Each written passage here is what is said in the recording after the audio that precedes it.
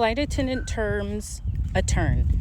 A turn is a trip with you go somewhere and you turn around and come back. So let's say you're based in Boston, so you work from Boston to Chicago, let the passengers off, new passengers come on, and you work back to where you first started and you're done for the day.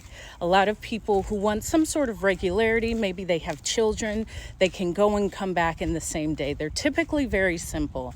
And I always tell people to never fly when you're sick. Never fly when you have congestion, sinus pressure, anything sinus, never fly. Because I was scheduled to work a turn. It was a high time turn, but I was like, okay, it's a turn. It's a turn to maybe Cancun. So let's say it was let's say it was New York to Cancun. The total flight time day would have been rounded up to 8 hours. And I had a little sniffles and I was like, I typically don't work if I don't feel good, but I will, because after this I'm off for 2.5 weeks anyway. So I went, I was the purser, there was new hires on the flight. We get to Cancun and it was fine. After Cancun, it all went downhill. And I was already starting to lose my hearing because my sinuses were congested. But when you get into the plane and up into the air, it's pressurized. It like pushes all that into your system. It's a trap. Your flight attendants have been known for their earbuds rupturing. Like, it's not good. So we took off from Cancun and then we had to turn around because there was a mechanical, and then that was a mechanical internationally. So there's extra paperwork. And then on that flight, there was that medical emergency. I was like, what happened?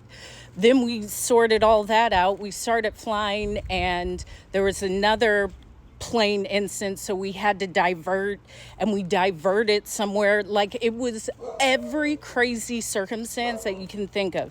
After diverting, we were going to take off, but we didn't have enough fuel.